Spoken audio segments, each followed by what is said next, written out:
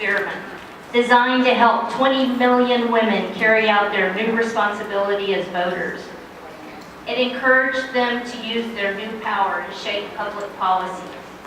From the beginning, the League has been an activist grassroots organization whose leaders believe that citizens should play a crucial role in advocacy.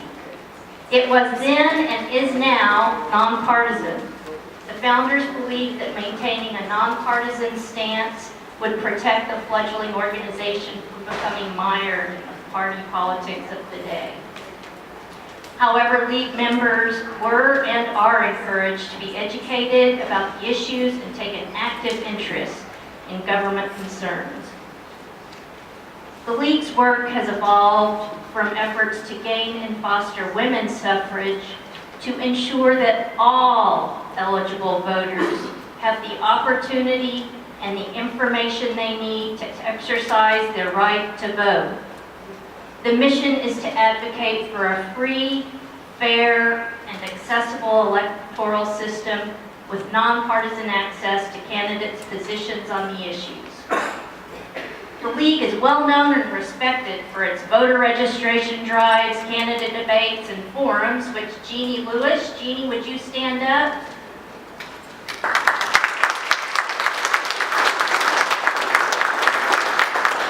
Jeannie's been doing this for the San Marcos League for 30 years. We are also known for our voters' guides. Through the years, Diane Wozniak, Diane, if you would stand up. Diane has spent hours reformatting ballot information and candidate questions so the record can include it in your Sunday paper. We have paper copies at the back desk. The local guide covers the city council and the city charter amendments.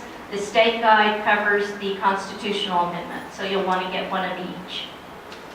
And this year, pardon? Oh.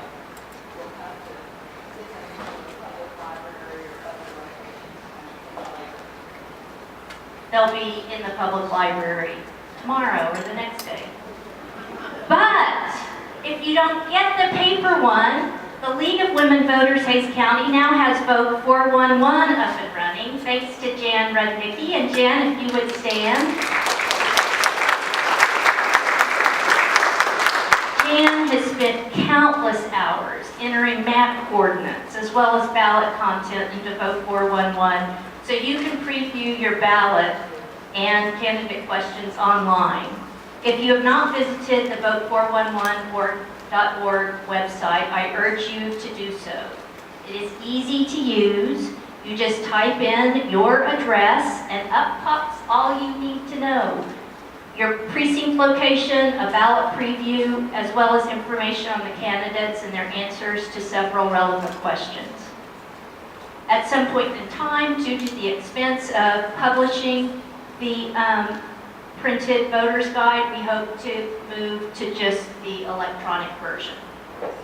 As the county grows, we hope to transition to electronic.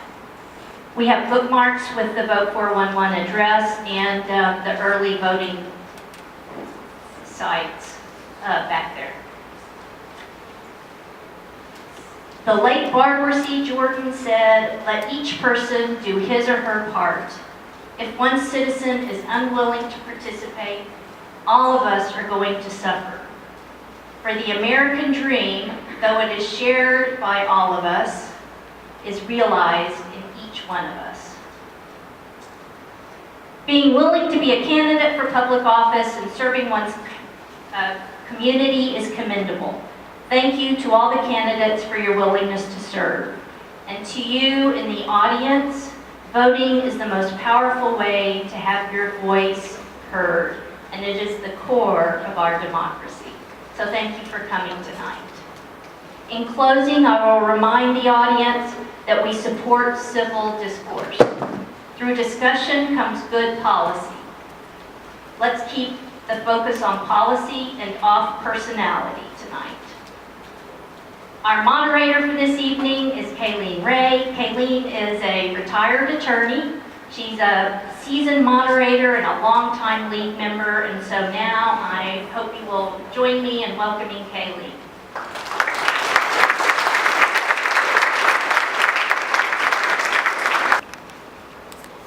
Before we begin, I'll read the rules for the candidates debate.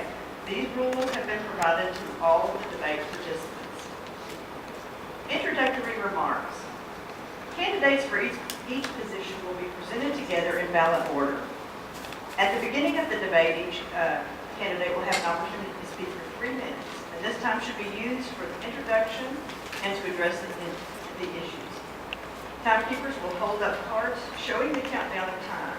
A card indicating 15 seconds remaining will be the signal for the candidate to conclude his or her remarks.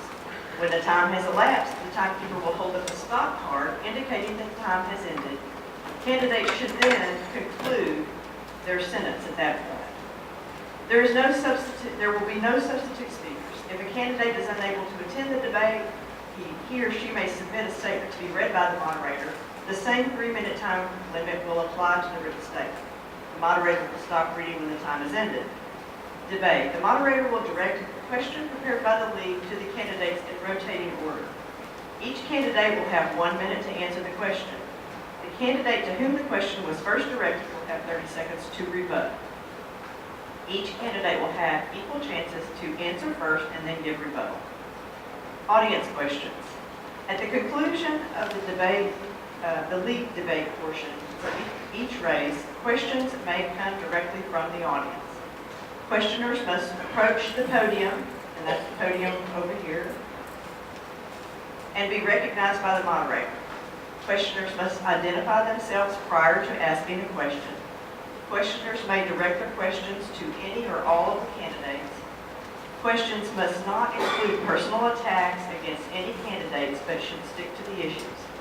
Questions can be no longer than 30 seconds. Each candidate will have 1 minute to address the question. There is no rebuttal in this section. Timekeepers will indicate to the moderator when time has elapsed. Preference will be given to the questioners who have not yet asked a question. Each candidate will then have 2 minutes to make closing remarks. Will the candidates for San Marcos City Council member place 3 please take their places at the table? There are 2 candidates in this election, Ed Mahakanen and Amy Stanton.